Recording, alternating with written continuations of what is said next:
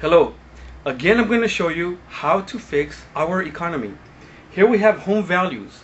Now coming off the recession of the late 80s, early 90s, values took on a nice pace throughout the 90s where they bubbled in 03 and busted in 07 and they've been dropping like a rock ever since. Now had they stayed on pace, values would be right around where they are right now. Now the problem is, what do we do with this negative equity where we owe more than the value of the property? The alarm is this little red line here, which is we're dropping without breaks.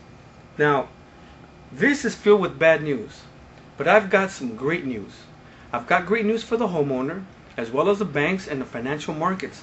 I've got great news for Bernanke, Paulson, and the entire Congress. So now, everything here is going to be important, so pay close attention. I realize this is a funny drawing, but it will serve to illustrate that our economy is like a body with borrowers at the extremes and money circulating throughout like blood. Okay, at the heart are the banks and mortgages in the pit. When mortgage payments stop, the body suffers a stroke. Now Washington wants to inject money into the banks. The last thing you want to do is give money to the banks. That's like giving George Bush a surplus or political capital.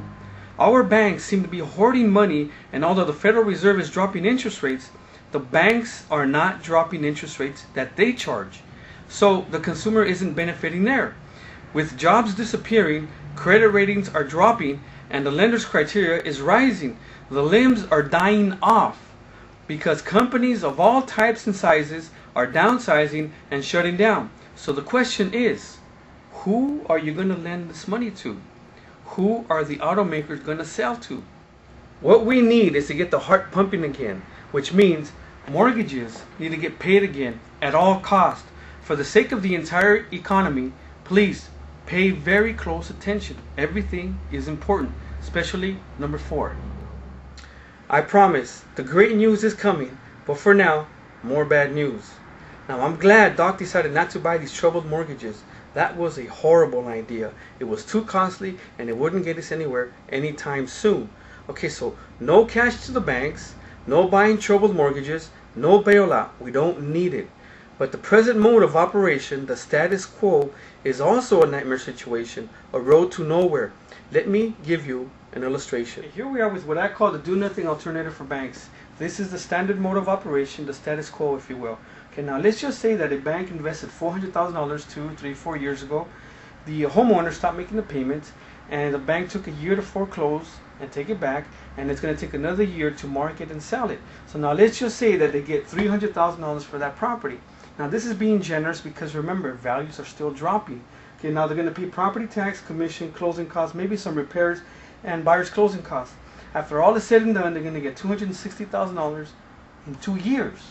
Okay, now besides this $140,000 loss on the principal invested, they're going to lose 1 year's interest while they foreclose, another year's interest while they market and sell it. Then you got late fees, liar fees, and miscellaneous. They're going to lose at least somewhere between $80,000 and $120,000 above the $140,000 they're already losing. Okay, so now this is the reason why the heart stopped pumping, because they've got $400,000 invested in a $300,000 property. Okay, so now the solution here is going to be number 4, so we need to keep paying attention. Okay, here in fact is the solution. Okay, I'm going to go through it really quick.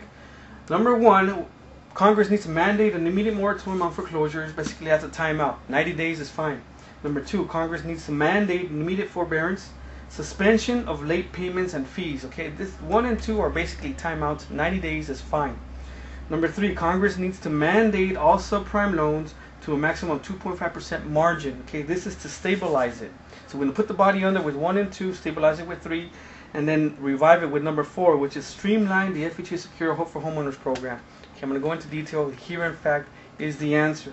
And then number 5 is an REO suggestion, which would get the body training for a marathon. Okay, here we are at number 3, capping the margins at 2.5%. I feel strongly about this, but I'm going to try to go as fast as I can because I don't have a whole lot of time. Now remember, we have a family who bought the property 2, 3, 4 years ago for $400,000. They financed it 100%, but the lender split it up into 80-20 to avoid mortgage insurance. So now that new loan, the first mortgage is $320 with an interest rate of 6%. The payment is $1919. The second, $80,000. There's no mortgage insurance, but it's got a higher interest rate, and that payment would be $762 in this case. We add these two, their new payment is $26.81 for 2 years. Now 2 years later, this interest rate becomes a margin, and here it is, 6%.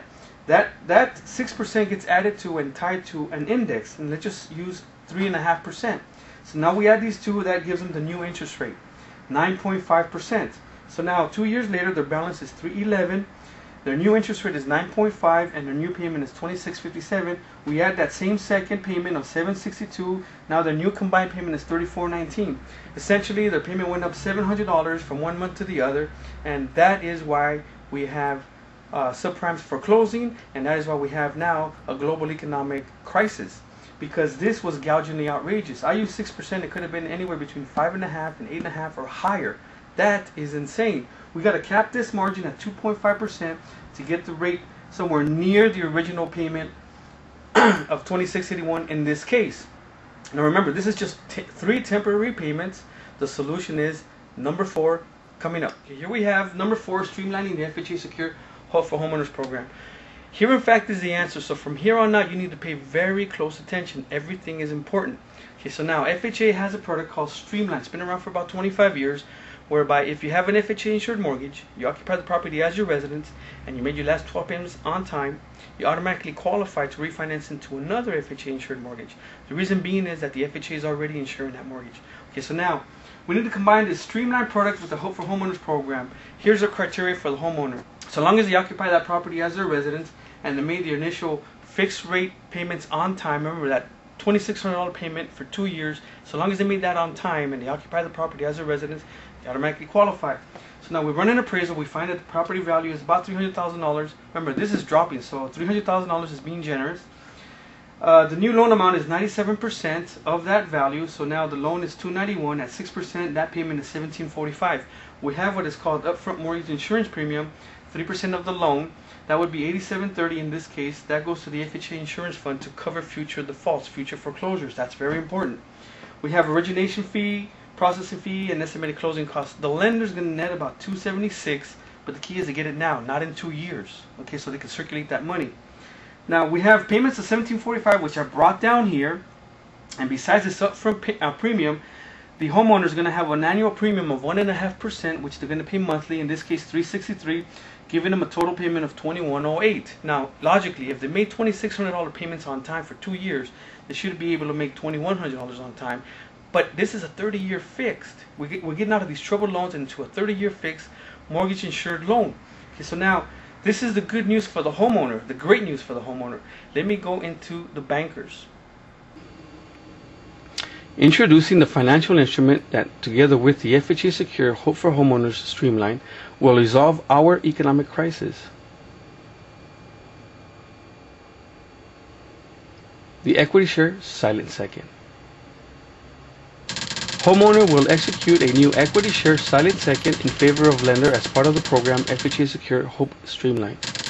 It is a fully negotiable instrument, due on sale of collateral property, worth 50% of the seller's net proceeds. If a second mortgage presently exists, the value of the instrument is split 40% and 10% respectively between both lenders. The yield is 0% interest during the life of the lien. The return is the equity realized at sale. The return is growth based on the present zero equity up to the deficiency amount disclosed at origination. May be negotiated at any rate of discount mutually agreed to by both homeowner and lender.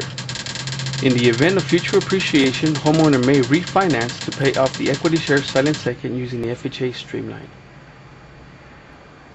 The Equity Share Silent Second program is great news for the banks. It does the following.